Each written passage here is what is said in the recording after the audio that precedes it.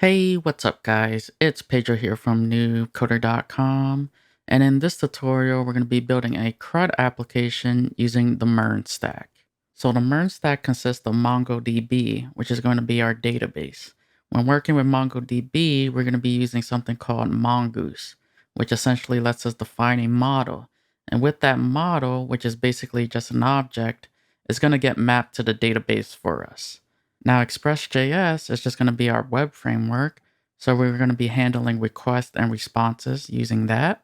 React.js is going to be used in the client side to build our user interfaces to display data to the user.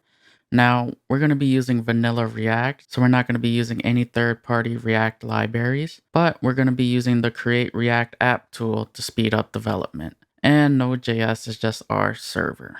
Moving on, this is going to be our structure for our React application. So if you ever get lost, you could take a look at this diagram.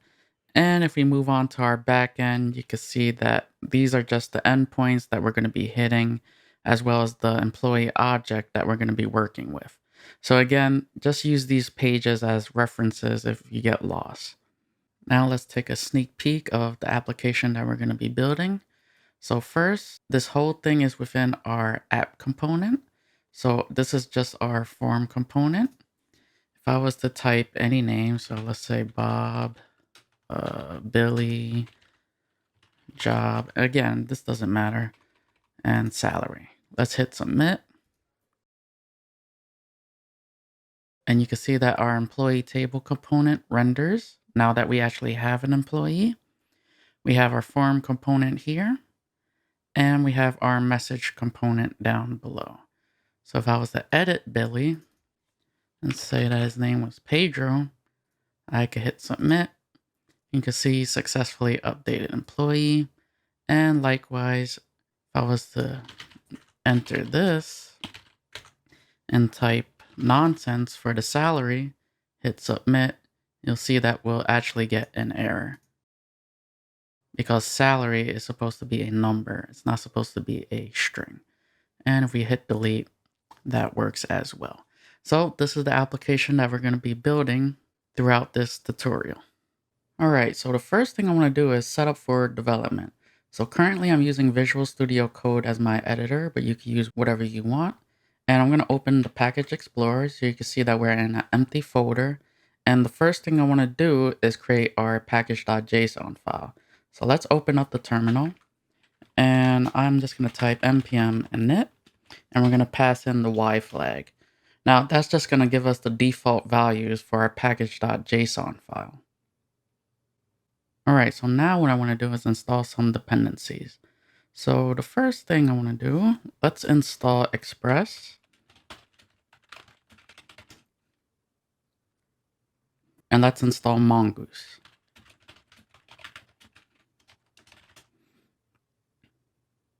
Next, we're going to install a couple of global dependencies. Now, I already have these installed, so I'm not going to install them again. We already know what the Create React app does. But if you're unfamiliar with NodeMon or concurrently, NodeMon basically watches the directory for any changes, and it basically restarts the server whenever there's a change. So that means we don't have to manually restart the server ourselves. And concurrently allows us to run multiple scripts at the same time.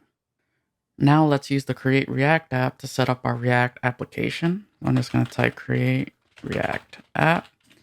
And we're just going to call it client. So this is going to create a client folder for us. And it's basically going to set up development for React for us.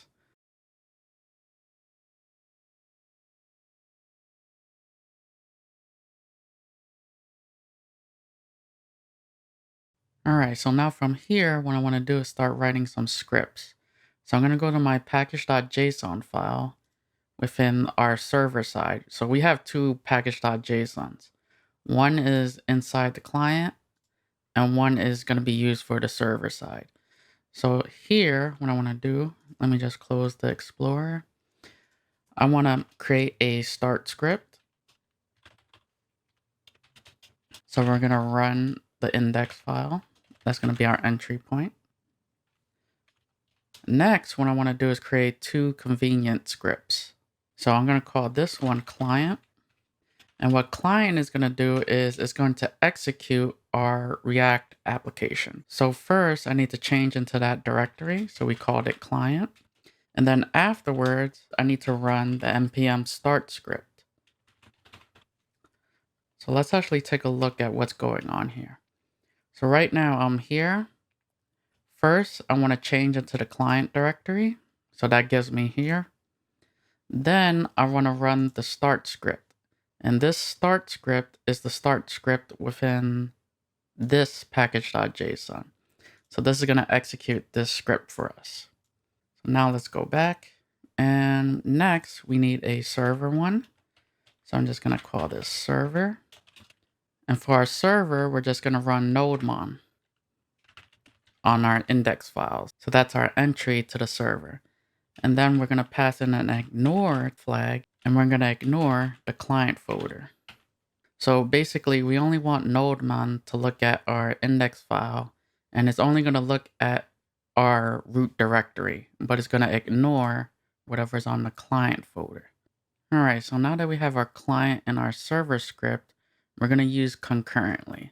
So the problem with this setup is, well, it's not really a problem, it's more of a convenience issue. Right now, I have to type npm run server to start the server.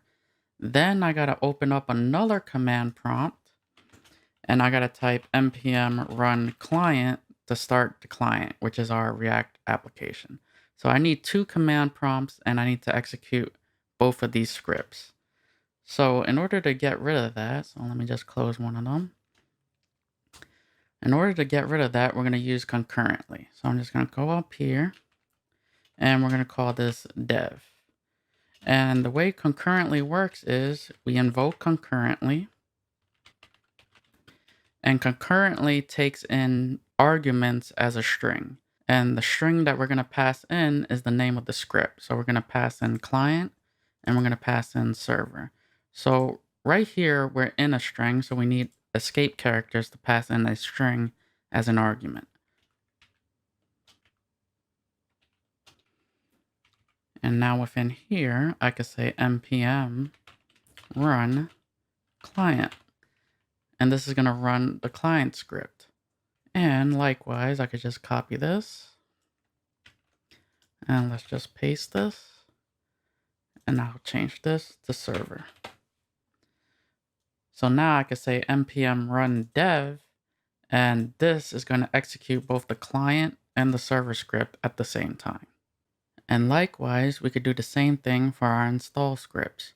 So I'm going to come down here, and let's say I hosted this on GitHub and another developer downloaded it. So instead of them going into the root directory and typing npm install, and then going into the client directory and typing npm install, we could write scripts for that. So I'm just going to say client install, and we're just going to change into the client folder. And then we're going to run npm install.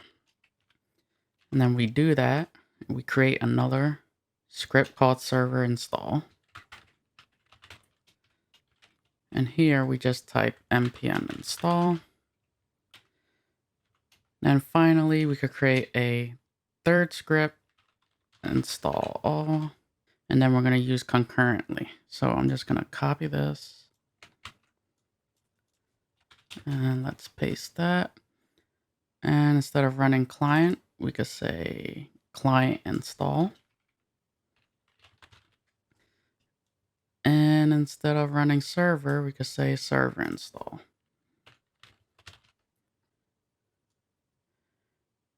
Okay, I forgot the comma here.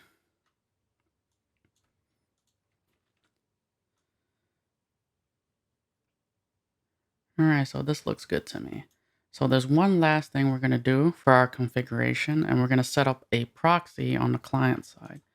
So I'm just going to save this file, Control B to bring up the Explorer, go to the client folder, package.json, and down here, we're going to set up a proxy. So right underneath development, we're going to say proxy. And I'll explain this in a second. So we're just going to say HTTP / local host, and we're going to say port 5000. So what's going on here? Well, by default, the create React app listens on port 3000, and our server is going to be listening on port 5000.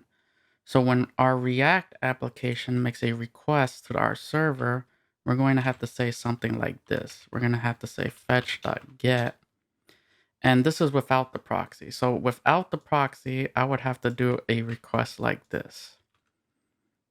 All right, which really isn't that bad. But with the proxy, I don't have to do this anymore. So it'll check the proxy, it'll see that we want to make the request at port 5000, which is where our server is. And all we need to do is just use /. So again, this is just a neat little trick. You really don't have to set up the proxy, but it makes our life a little bit easier. All right, so now that we're done with our configuration, let's start coding our backend. So the first thing we're going to create is our index.js file.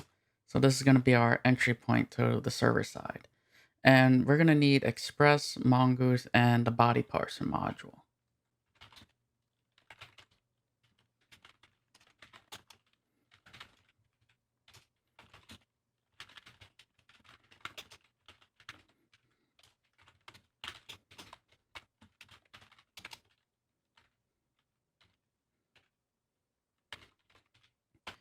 All right, next, let's actually create our Express app. So I'm just going to say const app, and this is going to create our Express application.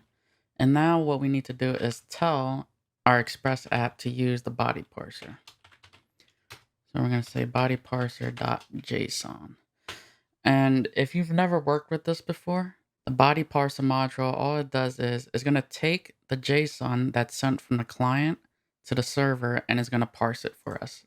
So that's all that this means. Next, let's actually create our routes. So let me just comment this, routes. And we're going to have an employee route.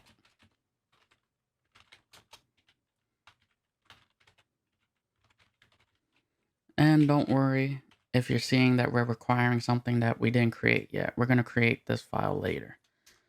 And afterwards, all we need to do is tell our Express app to use it.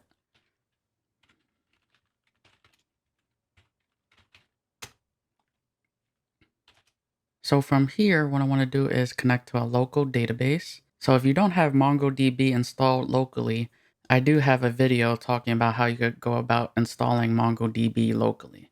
So I already have that installed and I have MongoDB running as a service in the background. So all I need to do is connect to it. So now I'm just going to say mongoose.connect. And this is the default place that your MongoDB server is going to be located at. So I'm just going to say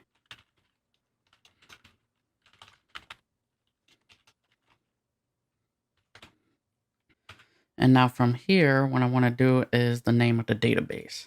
So for this instance, I'm just going to say MERN stack. For me, you could call your database whatever you want. Next, what I want to do is pass in some options. Now, the reason I have these options are Mongoose is going to complain that we're going to get a bunch of deprecated warnings. So in order to avoid that, we need to pass these options in. So I'm just going to say use new URL parser. And we're going to set that to true. And the second thing that we're going to use is use, find, and modify. And we're going to set this to false. And again, this is just to avoid deprecation warnings. All right, so now I just want to pass in a callback. And this callback is going to take in an error object. So let me just close this. So if there's an error, that means we were unable to connect to the database. So let me just add this process.exit, and we're going to pass in 1. So this is going to terminate our application. And let me just add these brackets. And we're just going to print unable to connect to the database.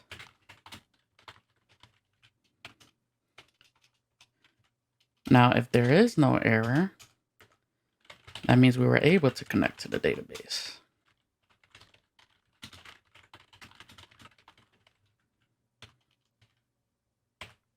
All right, next we're going to set up our port. So I'm just going to say const port, and we're either going to set it to environment variable or we're going to set it to port 5000.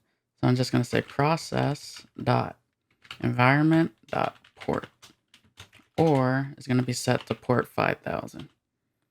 So if you never saw code like this before, process that environment port is so when we deploy our application online, it's going to check to see if there's an environment variable called port. If there isn't, by default, it's going to be set to port 5000. And the reason why we're using port 5000 is because the Create React app listens on port 3000. So we can't have two applications listening on the same port. And finally, we're going to tell our Express app to start. And I'm just going to print out app is running. All right.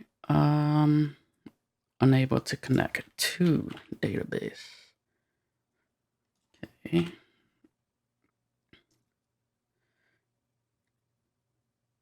All right, so all of this looks good. And now let's actually create our employee model. So let's just save this. I'm going to hit Control B to bring up the Explorer. And we're going to create a new folder and we're going to call it model. And then within this folder, we're going to create a new file. And we're going to call it employee. So this is going to be our employee model.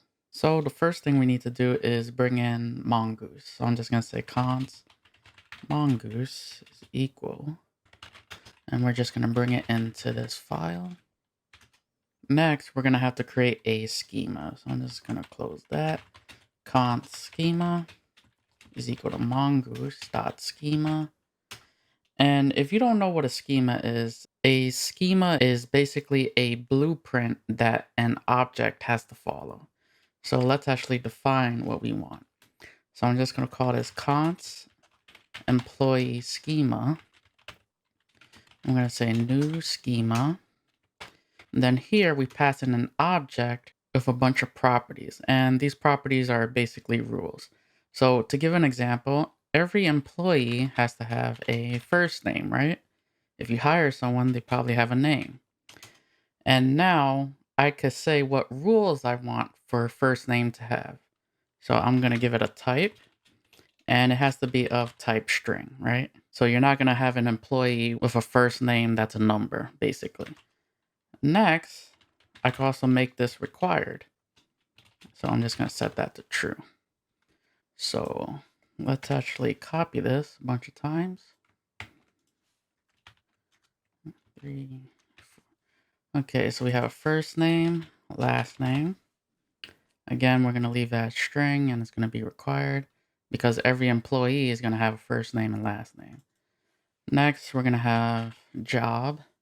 So when I say job, I mean job title, basically. So a job title is obviously going to be a string and it's going to be required. And then the last thing I want to do is salary. So salary is obviously not going to be a string. It's going to be a number. So basically, all the documents within the employee collection have to follow these standards. So first name has to be a string, last name has to be a string, job has to be a string, salary has to be a number. And if they don't follow this, then Mongoose will give us an error. Right? So we have type checking whenever we define a schema. So now what I want to do is we need to export this so we could use this in another file. So now we're going to create our model.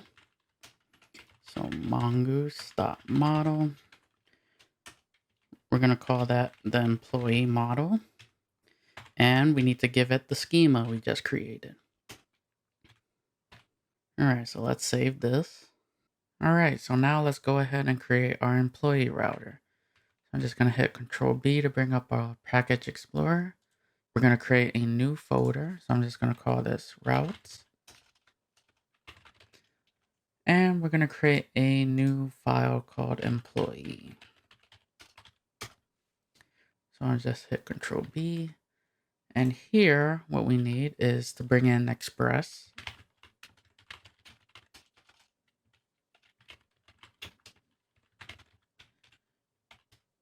And then afterwards, what we're going to do is create our employee router.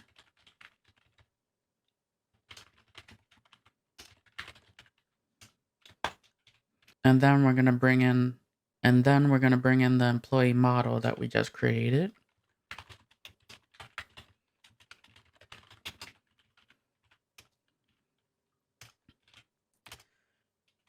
All right, so since we're building a CRUD application, so if you don't know what CRUD means, it means create, read, update, and delete. So basically, we're going to do all these operations with employees. So first, let's do our read.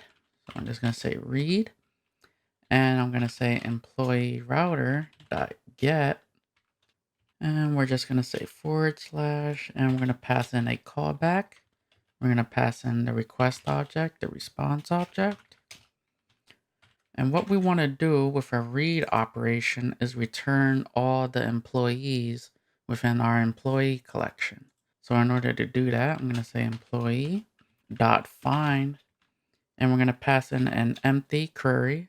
So an empty query means that essentially that I want every single employee within our employee collection. Then we're going to pass in a callback. It's going to take an error and a response.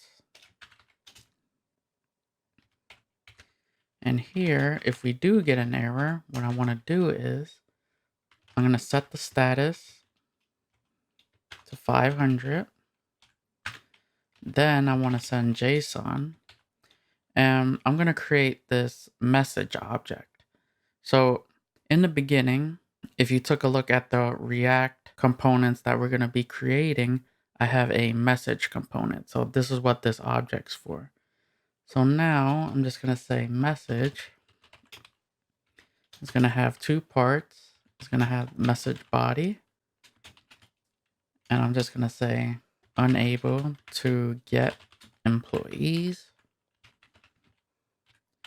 And I'm going to say message error.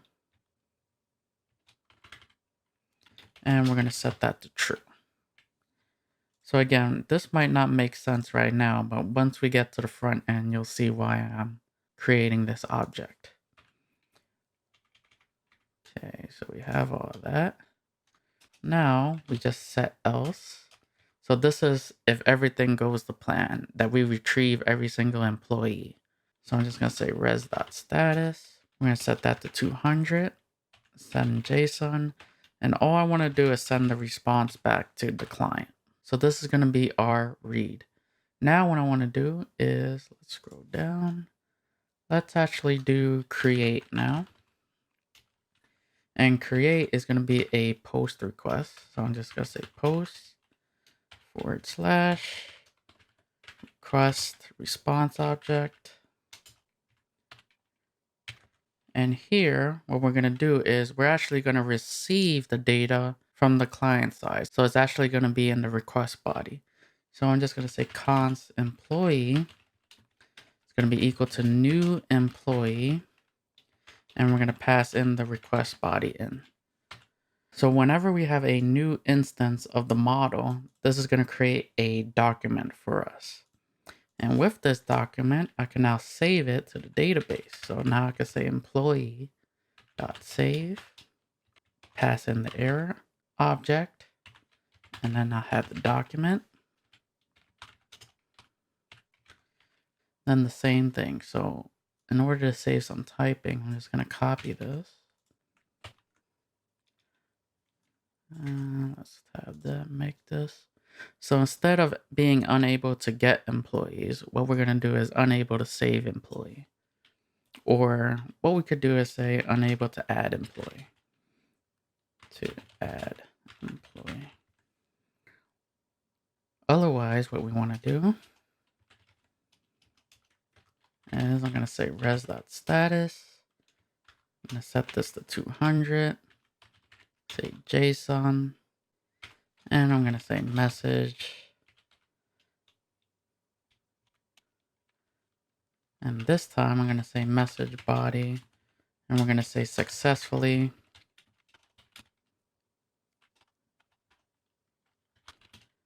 added employee.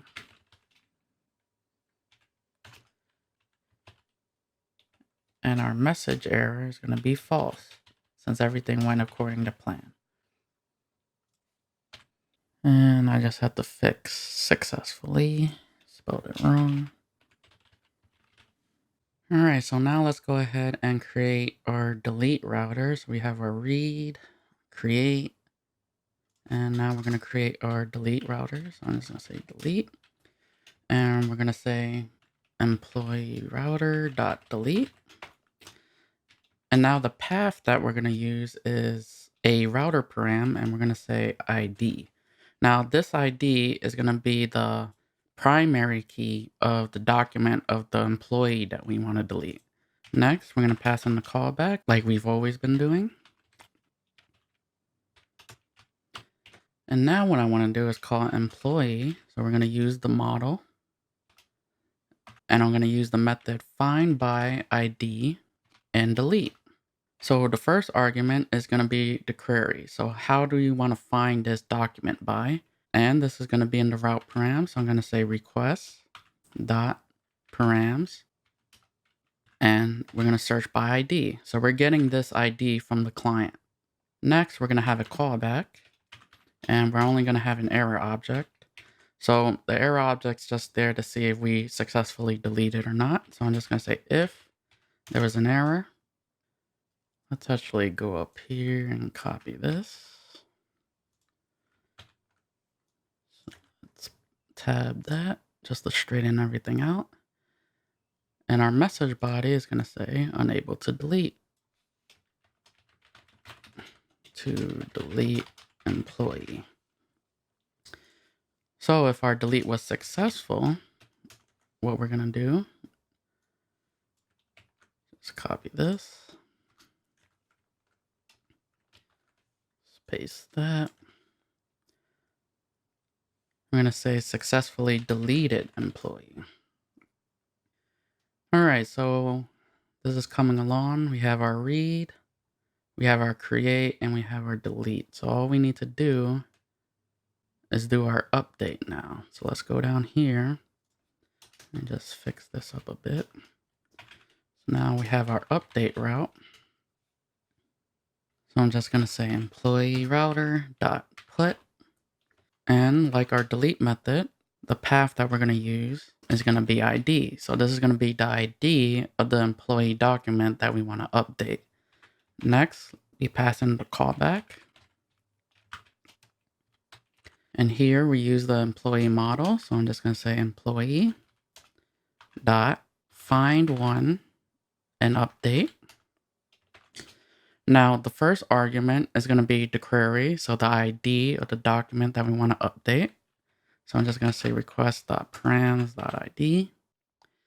The second argument is the document that we want to update with. So the new employee. And that's going to be in the request body. So we're going to get this from the user.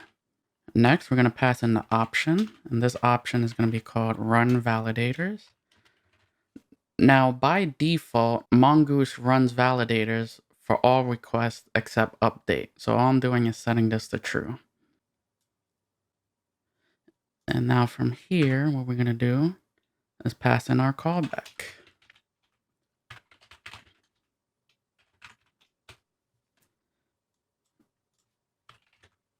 And once again, I'm just going to come up here. Let's copy this.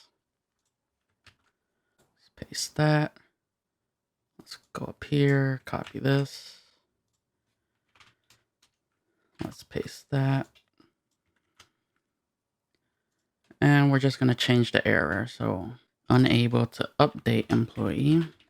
And we're going to say successfully updated employee. All right, the last thing we need to do is expose our employee router so our index.js file can use it. So I'm just going to come down here. I'm just going to say module.export. And we're going to export our employee router.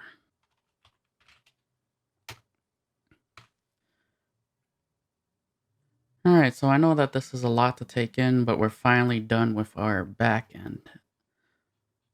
So now I'm just going to save this, and now let's move on coding our front end. All right, so now that we're done coding our back end, let's focus on the front end. So I'm just going to hit Control B to bring up the Package Explorer. We're going to go inside the client folder, and we're going to go inside the source folder. So we're going to be doing all our magic within the source folder. And what I want to do is actually delete all these files. So we're going to start from scratch. And then the first thing I want to do is actually create a file called employee API. And this is actually going to contain our HTTP requests. So I don't want this within my components. I want this within an external file. So now what I want to do is I'm going to export an object. And this object is going to have a bunch of functions that make our HTTP request for us. So I'm just going to hit Control B, get rid of that. And the first function that I want to create is called get employees. So this is going to return every single employee within our employee collection. And now from here, what I want to do is actually return a promise. And that promise is going to be used within our components. So I'm just going to say return fetch. And the endpoint we're looking for is employee. So if I hit Control B and take a look at our index.js file, you can see that our endpoint that we chose was employee. So let's just close that. And now what I want to do is actually call the then method. So let me just space this out a bit. Just put this here. And then this then method is going to return a response.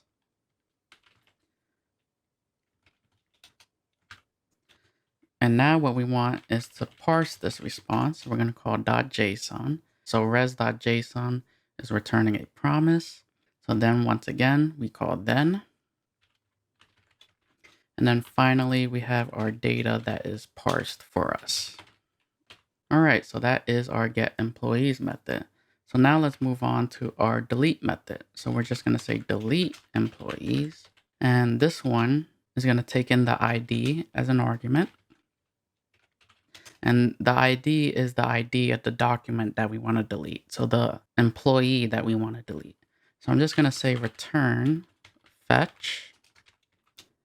And the endpoint we're looking for is employee. But this time we want to pass in the ID.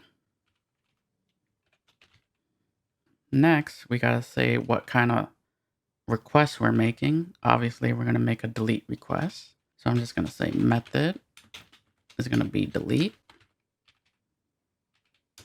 Next, we're going to call the then method. This is going to return a response. And the same thing like our get employees. We need to parse that response.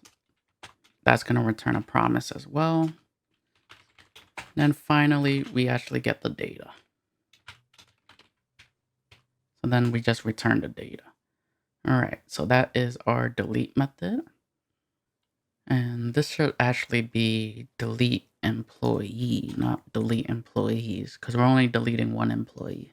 And let's move on to our update method. So I'm just going to say update employee.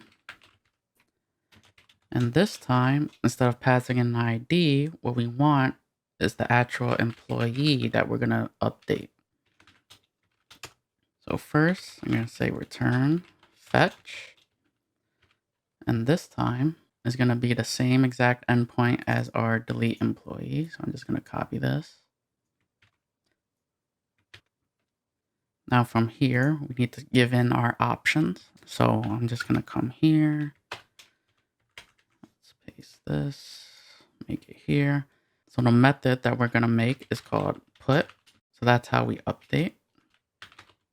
Next, what we want to do is within the request body, we're going to pass JSON back to the server. So we need to stringify the employee that we passed in. Let me just neat this out a bit. And the last option that we need to pass in are the headers. So we need to make sure we let the server know that we're sending back JSON.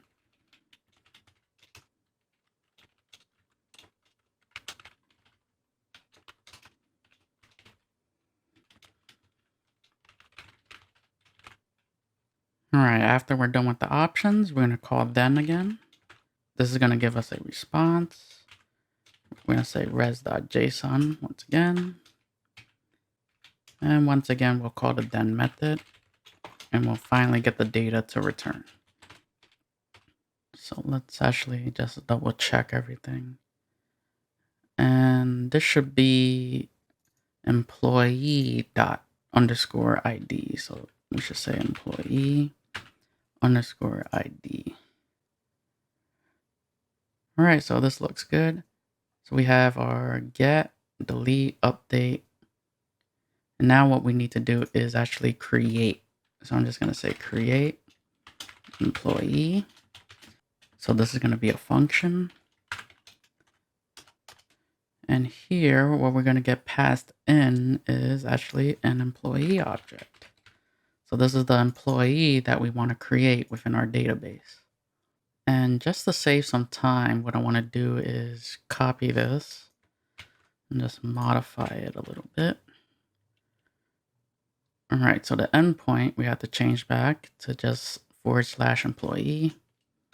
We obviously don't want to put because put is updating. What we want to do is create an employee, so we're posting. Next, we're filling in the request body, so this is good. We're sending back JSON, so that's also good.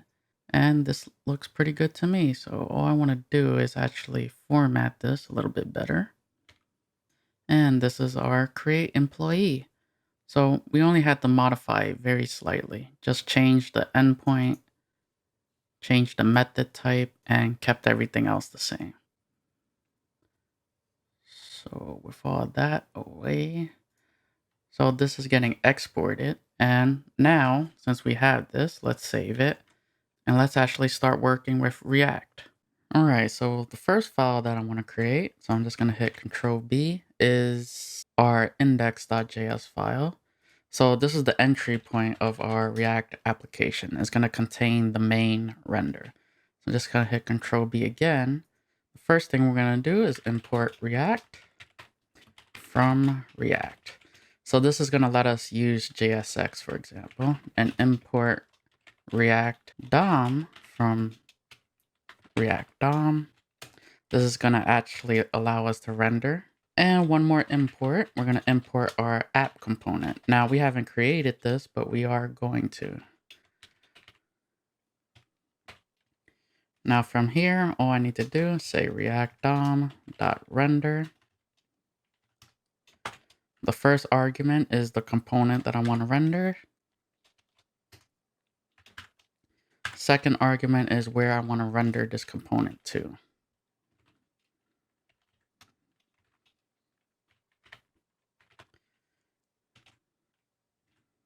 All right, so that's it for our index.js file. So if I was to save this, let me just hit Control B.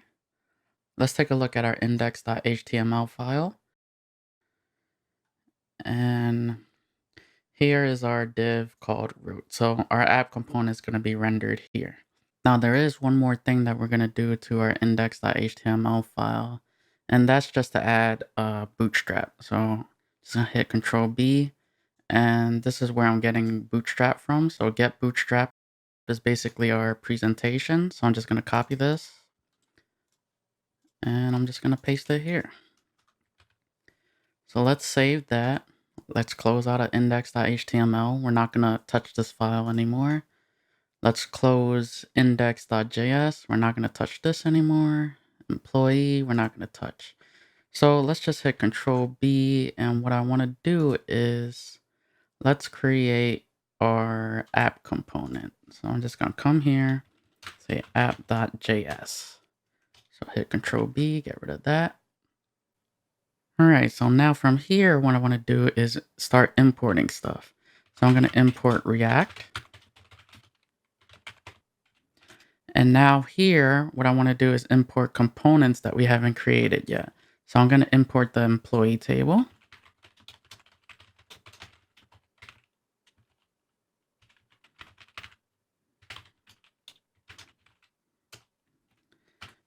And I'm just going to copy this, make life a little bit easier. So we have our employee table. We need one for our form component, and we need one for our message component. So I'm going to change this to form. And let's copy that. Paste that. And this one is going to be our message component. And the last thing I want to do is import our employee API. So let's copy this. Let's paste this. Let's change this to employee API. And we'll just copy this. And it's not going to be in our components folder. So we're just going to get rid of that. And there we go. So now we have our API, we have our components, and we have React. So now let's make our class. So I'm just going to come down here. I'm going to say class app, and we're going to extend the React component. Then from here, we're going to create our constructor. Our constructor is going to get passed in props, and then we're going to super props. And this is to let us use the this keyword within our constructor. Now what I want to do is set the state. So I'm just going to say this.state is going to equal to this empty object. Now there are a couple of things we want to keep track of.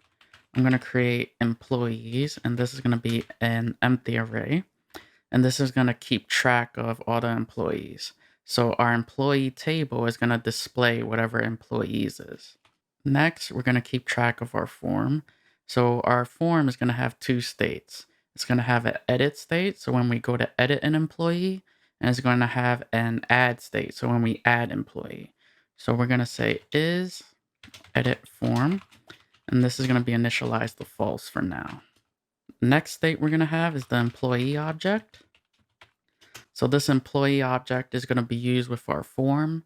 So whenever someone's typing, it's going to listen for a change and is going to update these properties. So I'm just going to say first name, initialize that to empty, last name to empty, salary is going to be empty, and we're going to have empty for job.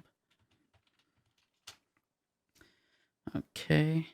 And the last state that we want to keep track of is the message. So this is going to be used with our message component. All right, so next we're going to create some bindings.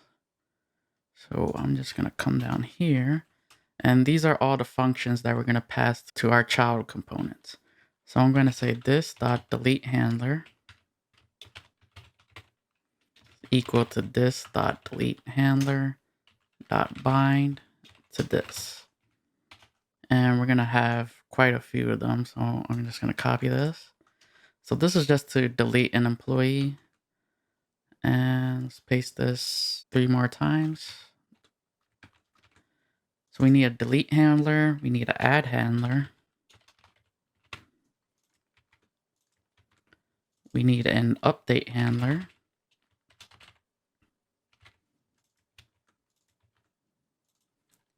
We need a handle change handler.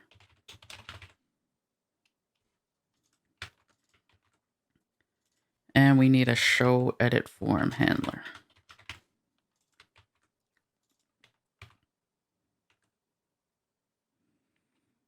All right, so let me just explain this. So delete handler is pretty obvious. We're going to delete an employee with this. Add handler is going to be used to add employee. Update handler is going to be used to update an employee. Handle change is going to be used with our form. So this function is going to manipulate this employee object. So whenever someone types, it's going to listen for a change and it's going to update that employee object. And then our show edit form is going to set our form to edit. And then our show edit form is going to set our form to edit. So it's going to change this is edit form to true, basically. So now from here, what I want to do is create our component did mount function. Now this function is going to be executed once our app component initially renders. And after it initially renders, the DOM is loaded, which means we can now set the state of this employees array, and then it'll trigger a re-render once we call the set state. So now I'm just going to use the employee API that we created. So I'm just going to say employee API dot get employees. Then we're going to call then. We're going to get back data. So this is the response from our server. And now here, I'm just going to say this dot set state. And we're going to set the state of employees.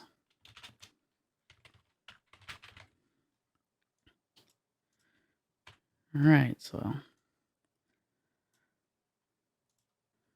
so now let's create more functions. So I'm going to have a function called reset form. And this is obviously going to reset the form. So I'm just going to say this dot set state. And here we're just going to reset our employee object. Remember, our form is going to be using this employee object. So what we're going to do is reset it. So first name is going to be an empty string, and all of them are pretty much going to be empty strings.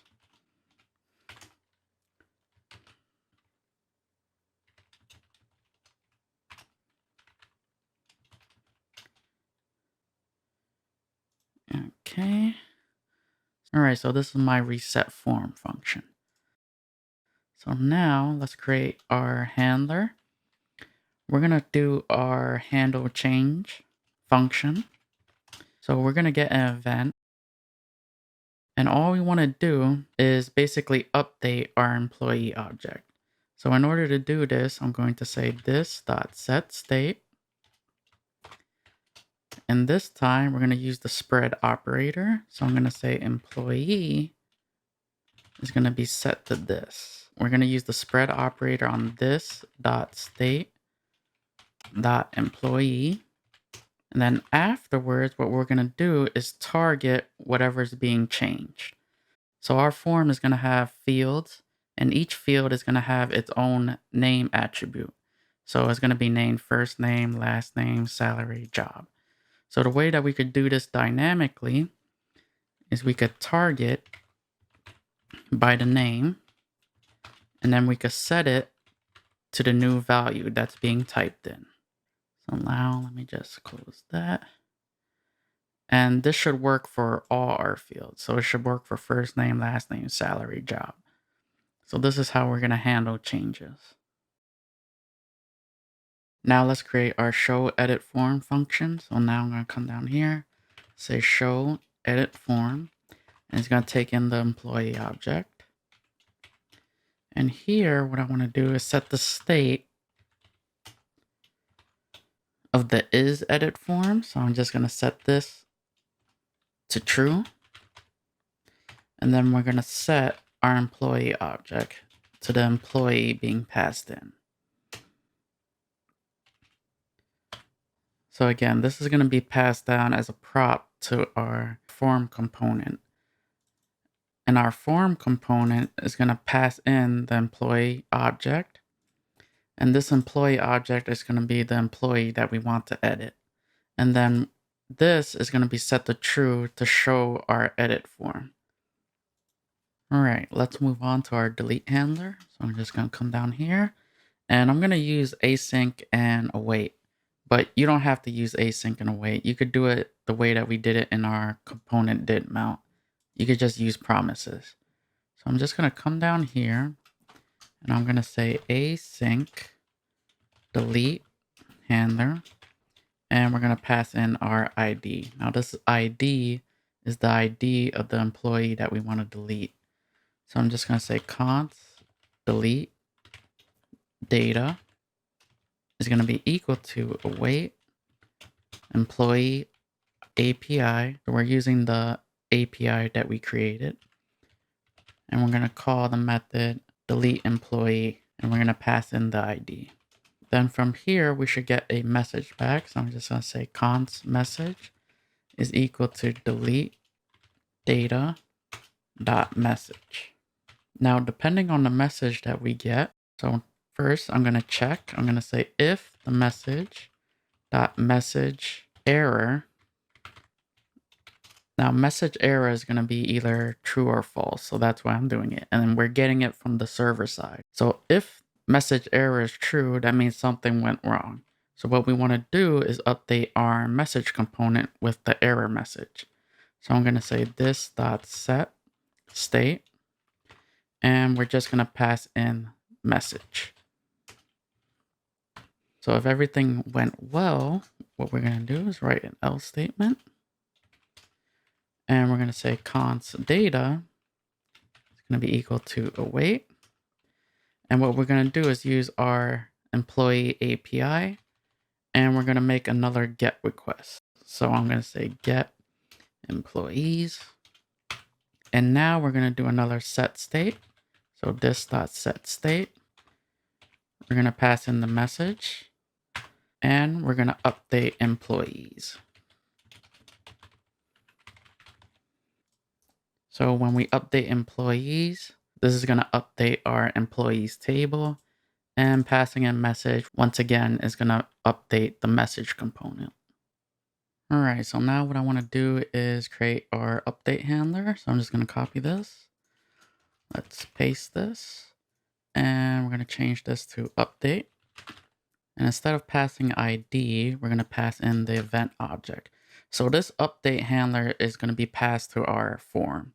And this is going to get executed as the onSubmit function. So what I want to do whenever we have an onSubmit is prevent the default from happening.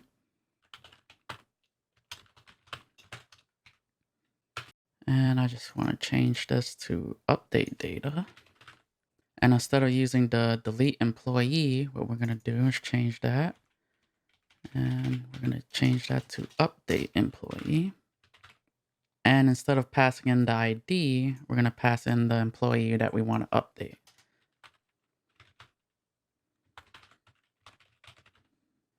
Okay, let's come back here. And I'm just going to change this to update data. And now the only thing we need to add is, since this is an onSubmit function, what we need to do is actually two things. What we're going to do is reset the form to the previous state. So in order to do that, we're going to set isEditForm, and we're going to set that to false. And afterwards, what we're going to do is actually reset the form itself. So we're going to call our resetForm function. All right, so now let's program our last handler, and that's going to be the add handler. So I'm just going to copy this.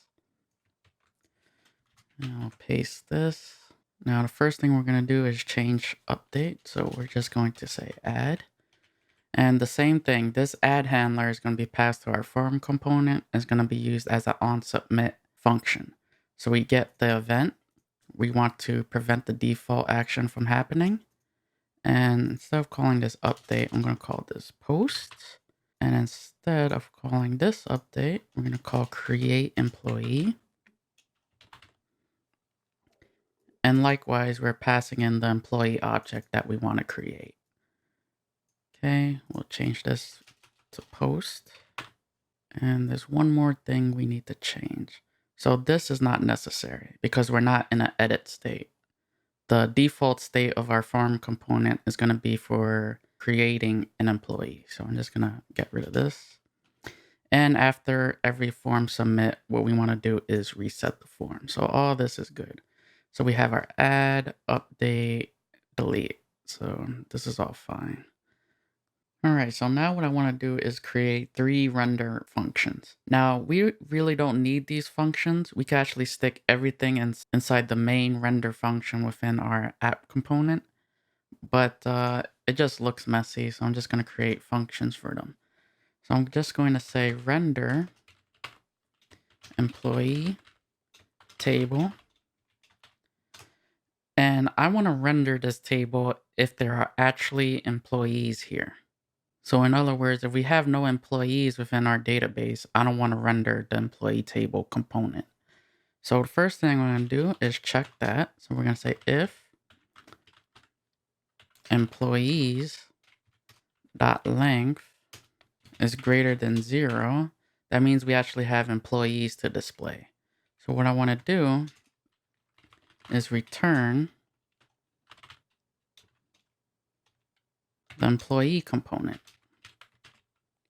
So we're going to return the employee table, and we're going to pass a couple of props. So first, we're going to pass in employees.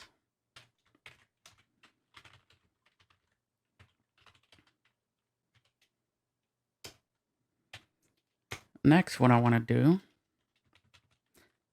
is pass in the delete handler.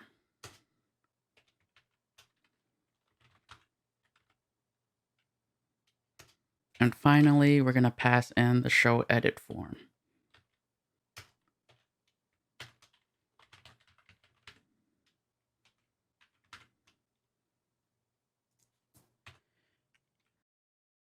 So if employees is not greater than 0, what I want to do is return nothing. So we're going to return null. And this is basically whenever you return null, it means it's not going to be rendered. So now come down here and we can make our render form function. So I'm just going to say render form. And we're just going to return our form component. And we're going to say form. And we're going to pass in a couple of props. So the first thing we need our form to know is it in edit mode or is it adding an employee?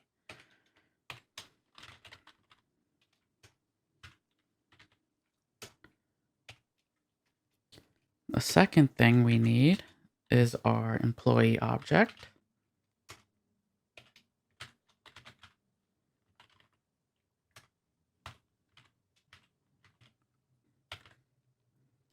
So this object is going to be used whenever we type something into the form. So now what we need to do is add a listener to this. So now we can add handle change, which is going to listen for whenever the user types into our form. So whenever the user types into our form, this employee object is going to get updated. And the last thing we're going to do is add a handler.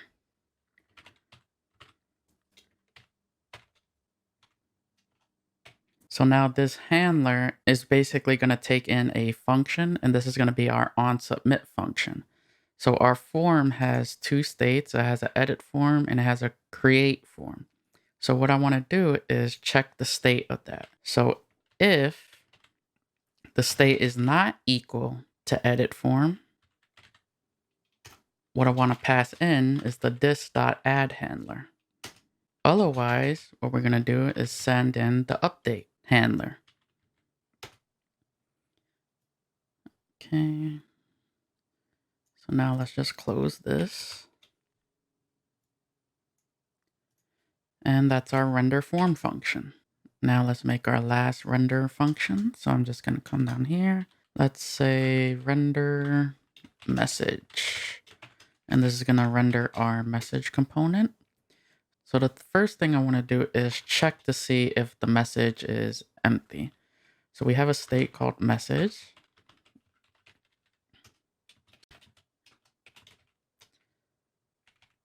And if the state of message is empty, we're going to return null.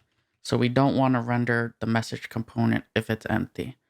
Otherwise, what we're going to do is return our message component. And we're just going to pass in message as a prop.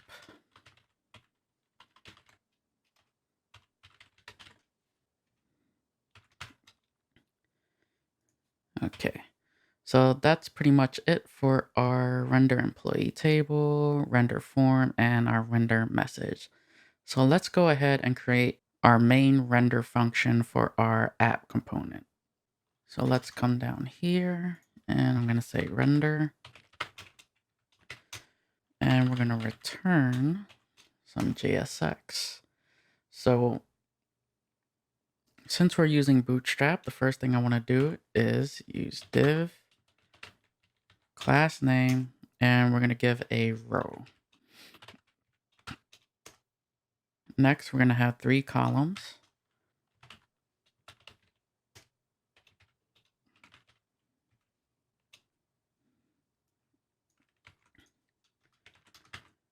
And we're just going to make one of them size 10, the middle one.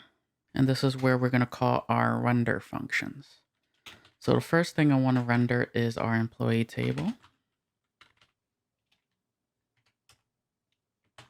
Just copy this. Second thing we're going to render is our form. And the third thing we're going to render is our message component. All right, so this pretty much does it for our app component. So this is a lot to take in. And now what we're going to do is actually we're going to start creating these components that we're importing. All right, so let's just save this. I'm going to hit Control B and we're going to create our components folder. So I'm going to make sure I'm in the source directory. Say new folder, components. And the first component that I want to make is our employee table. So I'm just going to create a file called employee table. And we could just close this app.js, Control B again. And the first thing we need to do is import our React.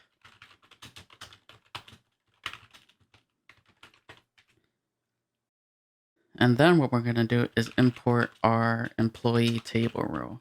Now we haven't created this yet, but we will.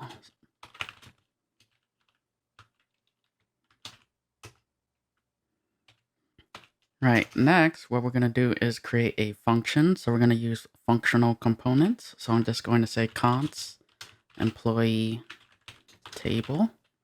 It's going to be equal to, and we're going to get props passed in. And now what I need is a return statement. And what I want to return is actually, let's go to bootstrap.com. So right here, all I did was search up tables. So this is the first table that came up. So if you like a different table, you could go ahead and use that, but I'm going to use this. So we're just going to copy this, move that aside, and we're going to paste it.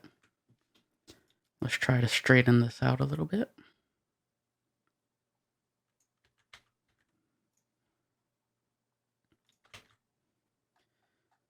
Okay, so all we want to do from this is to keep whatever's in T head.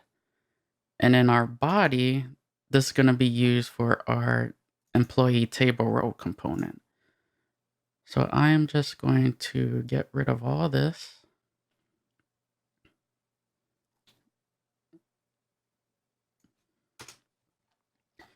And I'm just going to slightly modify these headers. So this pound sign or this number sign is going to be used for our primary key. I want to say first name. This is going to say last name. And then this is going to say job title. And we need one more. So I'm just going to copy this. And our last one is going to be salary. And there's actually one more thing we need to do. We need to make this class name, since class is a reserved keyword in JavaScript. So this is going to be class name. And now what I want to do is go over my employees array. So that is going to get mapped out within our T body. So first, since we're writing JavaScript now, and this is JXX, we need these two braces. And I'm just going to say props.employees.map. And we're going to get an employee. Now here, we're going to return an employee table row. I'm just going to say employee table row. And we need to pass a key attribute. So we're going to use the primary key of each employee.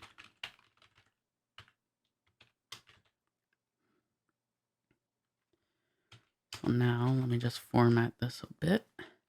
And the next thing we're going to pass in is the employee object itself. We're going to pass in our delete handler.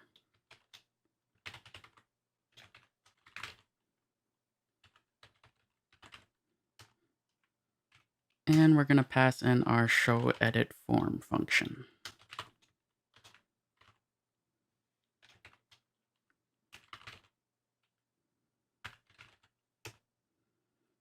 All right, let's just close this off. And this looks good. So this is our employee table. Now let's actually create our employee table row. So I'm just gonna hit Control B and go here, new file, employee table row.js. And I'm gonna cheat a little bit. Just gonna copy this.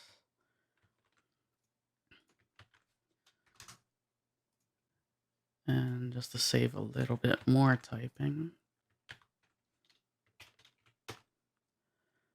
So this should be employee table row.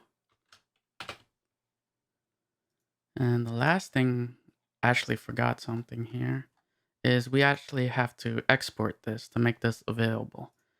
So let's come down here. And I'm just going to say export default. And we're going to export the function that we just created, employee table. All right, so this should do it for our employee table. So I'm just going to close that out. I'm just going to tab this. So I'm just going to save this. Let's close our employee table. And now let's work on our employee table row. So I'm just going to go back to our bootstrap. And our employee table row is going to be this right here. So I'm just going to copy this part. And let's move that aside. And we're going to return this JSX. And the first thing I want to do is destructure our employee object. So I'm just going to come up here. I'm going to say const. And what I want to pull from our employee object is the first name, last name, job, salary, and the ID.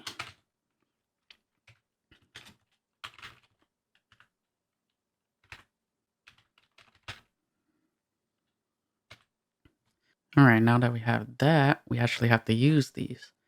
So here, I want to display first name within the first table data, and we want to match these up with the headers. So remember to always use the curly braces when you're outputting JavaScript. So we want to match these up with our table headers for our table. So first it was first name. Now let's actually put the ID. It's the first one. And let's actually copy a lot of these. So we got first name, then it was last name, then it was job, and we can make another table data, and we can make this salary, I believe. Now we do have to include one more table data, and this time is going to be 2 buttons. So we're going to go to Bootstrap again. So I'm going to come here, and this time we're done with our table. So here in Bootstrap, I just searched button group.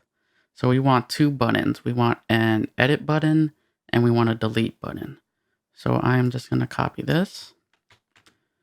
And let's move that out of the way. And I'm going to paste this. And let's actually format this a bit. And we need to put this within a TD.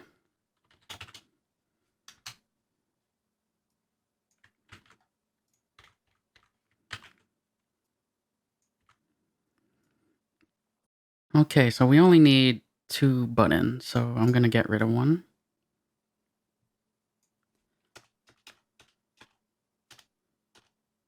The first button, I'm going to call it edit. And the second button, I'll call delete. All right, so for edit, I'm going to leave it at secondary.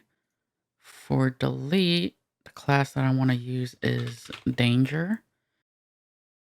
we need to change this class attribute to class name.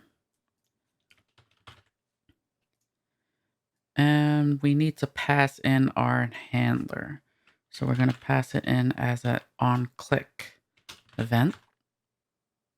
And now the way that we could do this is two ways. We could use bind or we could use ES6 functions. So I'm going to use bind. So I'm just going to say props.show edit form. And we're going to bind this and pass in this. And the second argument is going to be our employee object. So this is going to be the employee that we want to edit. So likewise, we could do the same thing for our delete button. Just paste that. And instead of show edit form, we're going to change that to our delete handler.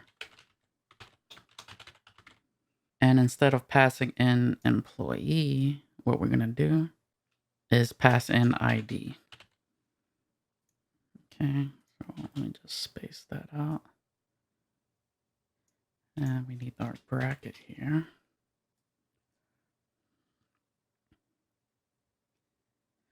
All right, so this looks good, and this is pretty much it. We do need to export our employee table, so I'm just gonna bring this back up.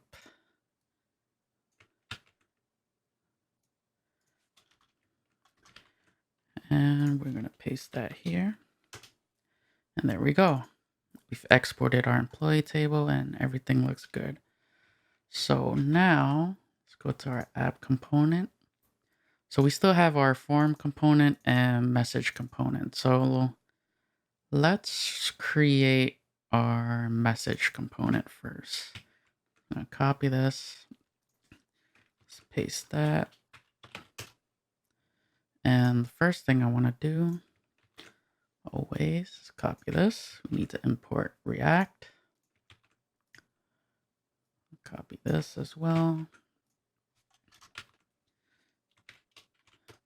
And I'm going to call this message. And let me just get that export.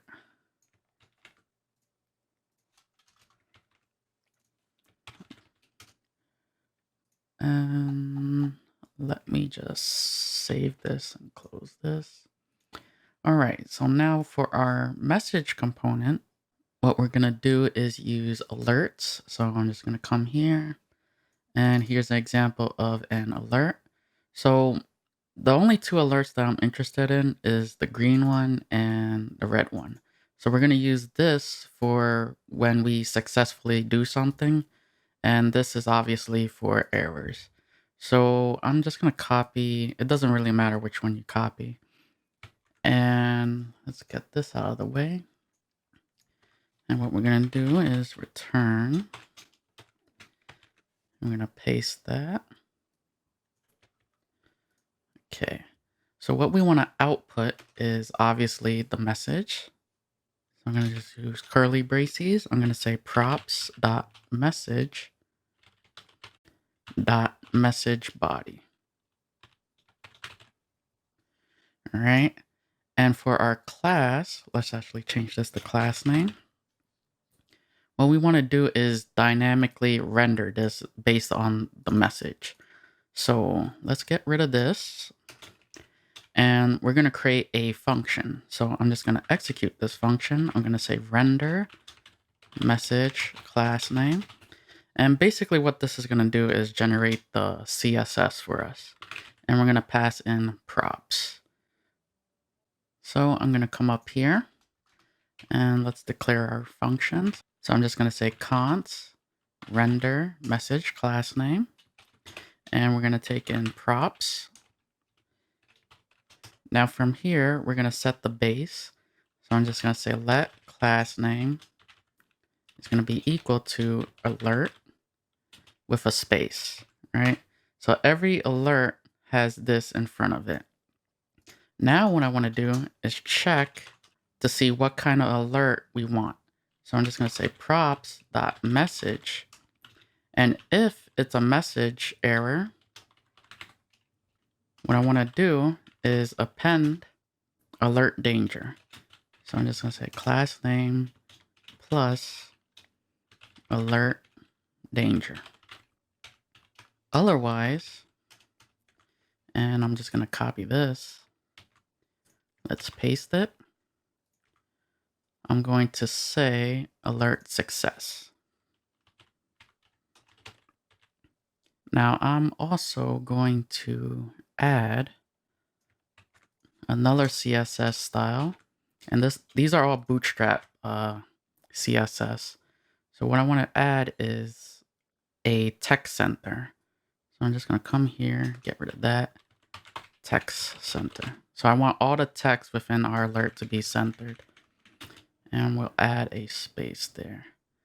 And all we're going to do is return this. So that is our message component. So now let's save this. I'm going to hit Control B, go to App again. And now we need to create our form component. So copy that. I'm going to go to Components, create a new file. And we're going to do what we've always been doing. Actually, I want this.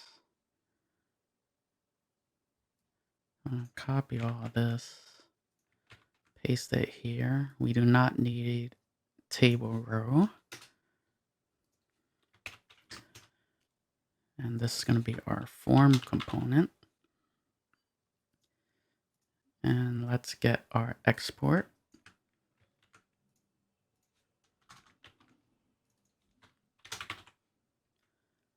And we need to import our input component. So I'm just going to say import input from, and we haven't created this file yet, so we will.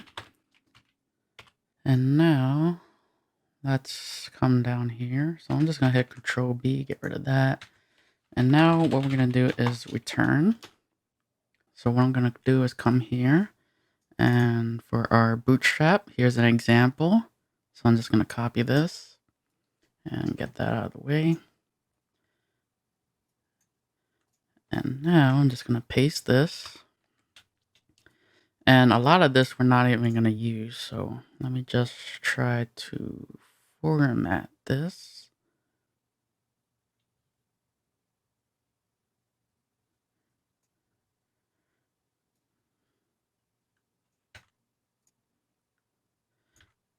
Okay. So what I'm going to do is get rid of all these labels and input. And because that's the responsibility of our input component that we're going to create. So I'm going to get rid of all of that. And instead of class, we're going to have class name. And let's actually close this div. Yeah, we need to close this. Come down here. Let's tab this. And the first thing I'm going to do is add our onSubmit handler. So I'm just going to say onSubmit. And we're going to pass in props.handler. Now what I want to do is give our form a heading. So I'm going to come up here, and our heading is going to be based on what state our form is in. So I'm just going to say h4. We're going to use some JavaScript here. So I'm just going to say props.is edit form. And if it is, what is going to output is editing employee. And if it's not, we're going to output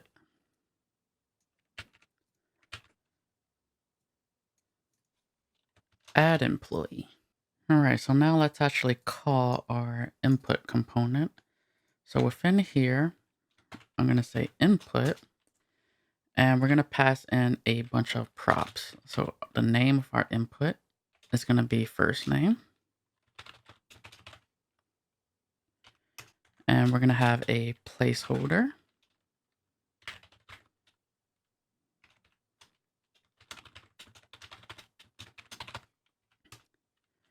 We're going to have a label name.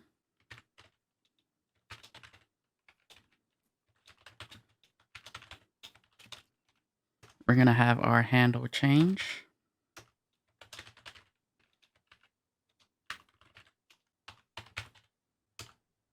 And this should be handle change, not handler change. So this function is going to get invoked whenever we type inside this input field. And we're going to have an initial value.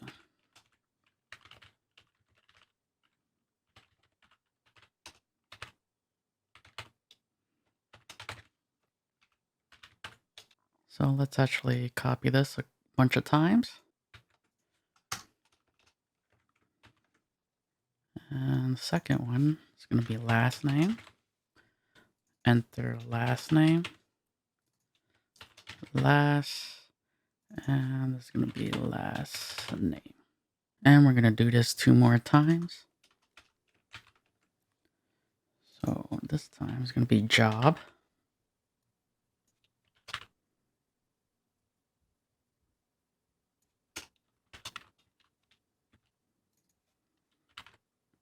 And finally, one last time.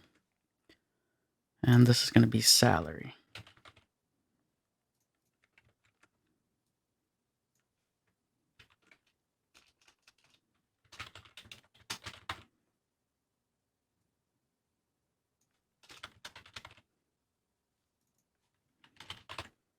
And I think I'm going to move the submit button to after the div.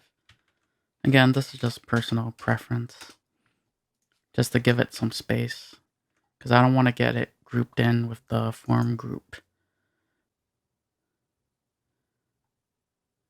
And this looks good. So this is our form component, and we're going to move on and create our input component. So I'm just going to save this. Let's hit Control B. Let's create our input component. And let's cheat a little bit. So let's copy all this. Let's remove this. We're going to call this input. And we need our export.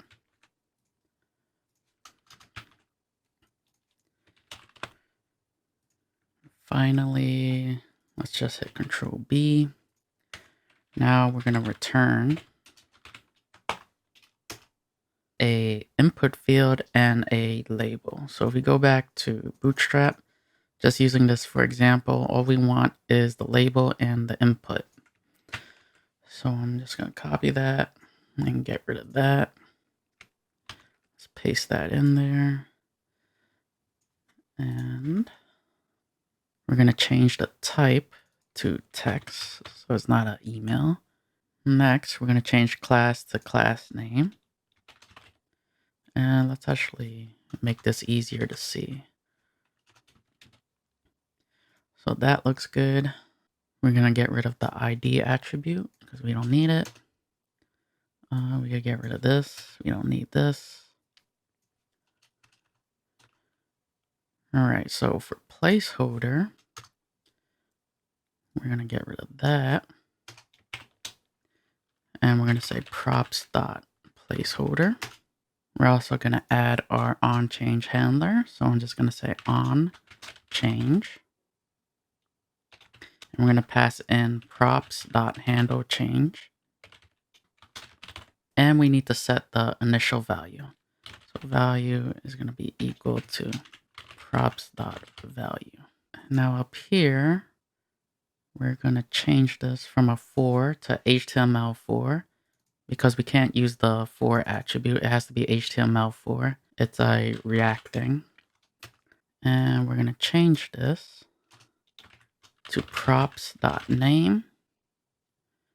And instead of outputting email address, we are going to output props.label name. And we almost forgot to give it a name attribute. So this is important because of the way our handle change handler is set up. So we do need to give it a name. So it's going to be props.name. Okay. All right. And we do have one problem.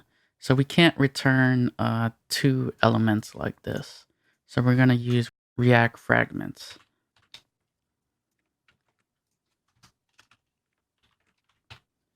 And let's just tab this in.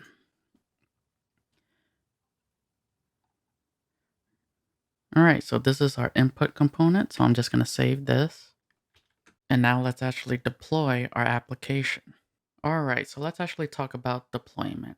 So we're going to be deploying our application to Heroku, and we're going to be using MongoDB Atlas. So the first thing I want to do is talk about React. So we've been developing React using the Create React app. And if we go to package.json, we've been running this start script. So this is great for development. But what we need to do is get our React app ready for deployment. And the Create React app comes with a script called build. Now, typically what you would do is you would run this script called build, and build is actually going to produce a folder within our client directory, and it's going to be called build. And that's where our HTML, our CSS, and our JavaScript is going to be stored. And then from there, what we need to do is tell our server to serve those files to the client when we deploy. So let's actually do that. So first, what I want to do is we need to serve our React application. So first, I'm going to test to see what environment that we're at. So we want to test to see if we're in a production environment. So I'm going to say if process.environment.node environment is equal to production. That means we're hosted on Heroku, basically, or whatever hosting service that you want. So the first thing we need to do is tell Express where our static files are located. And remember, when we run our npm run build within our client directory, is going to create a folder called build within our client. So that's where all our static files are going to be located. So first, we're going to tell Express to use express.static, and we're going to be in the client folder, and it's going to be called build. All right, so that's going to tell Express where all our static files are located. Now what we want to do afterwards is actually serve our React application. So in order to do that, we're going to say app.get, and we're going to give a star. So what this star is basically a catch-all. So any GET request, what we're going to do is send our React application to the user. So first, we're going to get request and response. And now I want to send our React application. So I'm going to say res.send file. And now we need to define the path. So we're going to use the path module. We're going to say join. We're going to have the directory name. And then we need to go inside our client folder. And then within our client folder, we need to go inside the build folder. And within our build folder, there's going to be a file called index.html. I'm just going to hit Control B so you can see it a little bit better. Okay, let's close that. So that is basically going to serve our React application. Now, there's another problem that we have. We've been using MongoDB locally. So you can see our connection string, MongoDB localhost. But now what I want to use is MongoDB Atlas.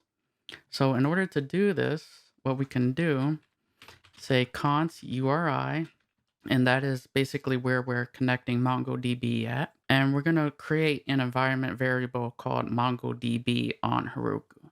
So I'm just going to say process.environment.mongodb, or is going to be this connection string.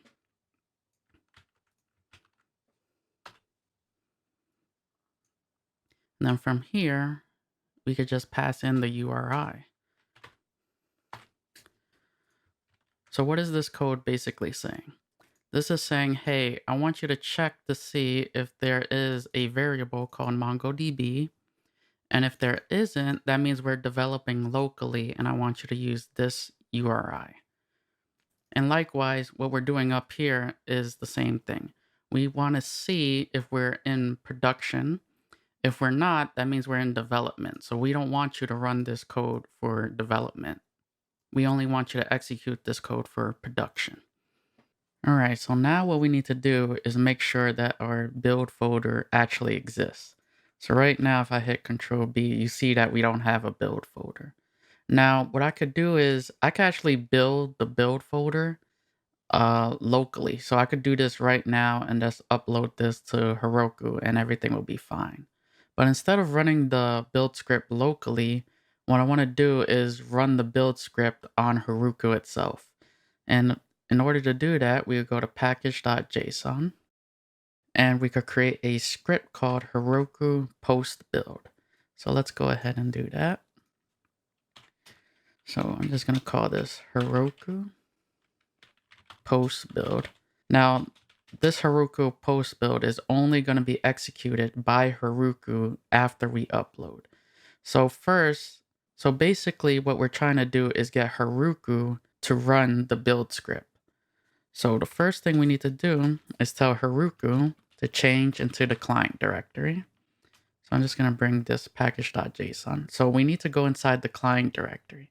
And now that we're inside the client directory, we need to run npm install.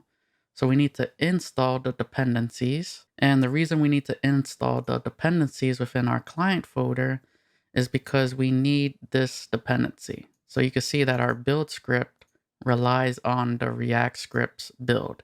So that's why we're doing npm install. And then afterwards, what we need to do is actually run the build script. So I could say npm run build. And that's all we need to do. So our build script is going to be created on Heroku. So we don't need to do it locally. All right, so now what I want to do is let's actually delete our Git folder within our client directory. So the create React app automatically adds Git to the client folder. What I want Git for is the root directory. So it's in the wrong place. So by default, Git is a hidden folder, so you can't really delete a hidden folder yet. So what we need to do is make Visual Studio Code display it for us. So I'm going to go to File, I'm going to go to Preferences, I'm going to go to Settings. And I'm just going to type file.exclude. All right, so from here, these are all the files that don't get displayed to Visual Studio Code so that we can see it. So what I want to do is remove this .git and you should see Git folder appear afterwards. So if I remove this, you can see our Git folder is displayed. So let me just close that. I'm going to delete Git. Let's move that to the recycling. And I'm going to delete the Git ignore folder as well. And the reason why we want to get rid of Git within our client folder is because we want it within the root directory, because we're going to be using Git to deploy to Heroku. So let's actually bring in Heroku. So I'm already on the website. I am signed in. And the first thing we're going to do is create a new app. And you could call this app whatever you want. I'm going to say MERN stack. And I'm going to say new coder. Okay, that's available. So I'm going to create that. And now you can see we're on deploy. So it gives us a bunch of directions we need to follow. So I am going to be following these instructions. I'm just going to move this off screen. We are going to go to terminal. Say new terminal. Let's clear this so it displays property. So right now I'm in the root directory, which is what we want. And before I actually do all of that, let's add a git ignore. And we want to ignore our node modules folder. Okay, so that's good. So if you haven't worked with Heroku, follow these instructions. You do need to be logged in. So I'm already logged in, so I'm not going to do it again. But I am going to be following these instructions down below. Okay, so make sure that you actually install Heroku command line interface and you actually follow the instructions. So this is pretty self-explanatory. So first thing we're going to do is create our git. So I'm going to say git init. Next, we're going to add our remote. So I'm just going to copy and paste what they have for me.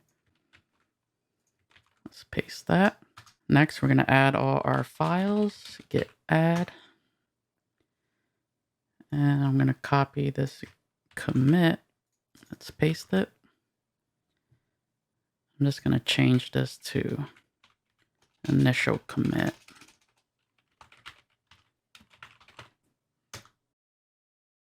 Now, I'm not going to push this out yet because I want to set up our MongoDB Atlas. So I'm just going to bring this in here.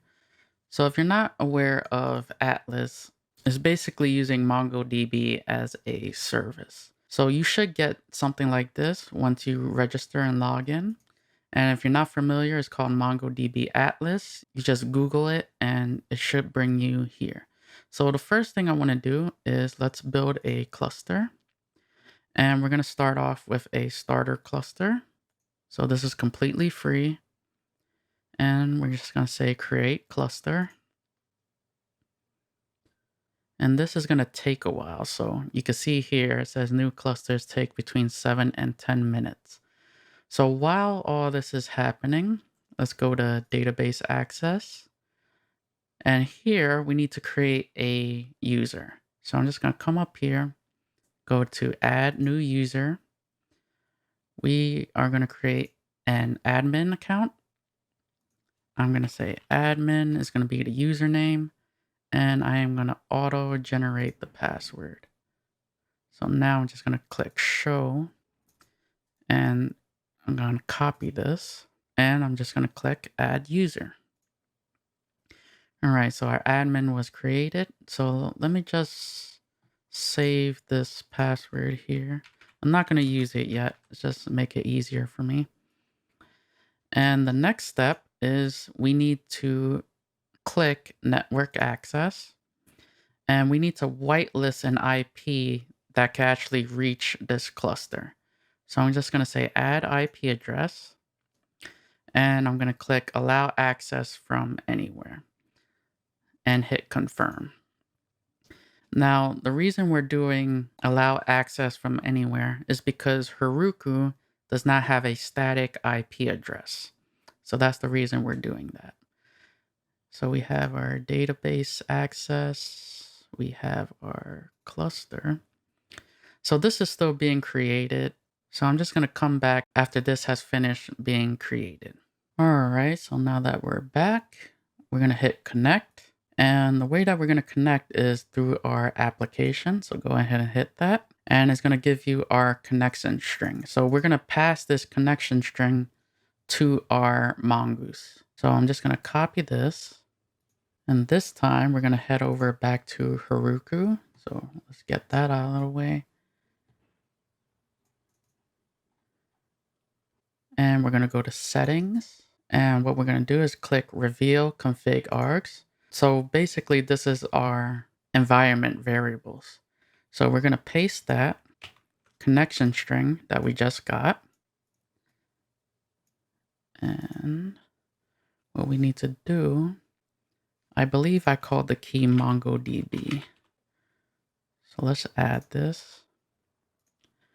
And what we need to do is replace password with the password that we generated for our admin user. So this is the username. So in our case, we created a user called admin, and now we need to replace this with our password. So I'm just going to get rid of that. So this is our password. And if you're wondering why we called our environment variable MongoDB, is because that's what we wanted it to be named. So now, if we head back to Heroku, we can edit this. We can replace the password with the password that they generated for us. Let's click Save Changes. And now if we go back to our application, all that's left to do, so I'm just going to save this, is to push this to Heroku. So I'm going to say git push Heroku master. And let's see if this actually works.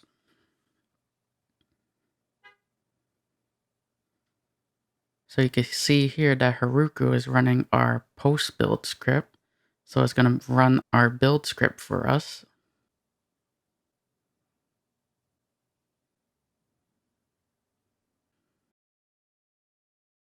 All right, so our application is up and running. Let's go back to Heroku and let's actually open the app, see what happens. Okay, so our app is up and running. So I'm just going to say example Bob, doesn't matter. Let's see if this works. And there you go. Our application is up and running at mernstacknewcoder.herokuapp.com. So let's test everything, make sure everything's working. So if I wanted to edit Bob and change his name to Billy, let's hit submit. And you can see that it's changed and I can delete as well. So that's basically how you would deploy our MERN stack application using Heroku and MongoDB Atlas.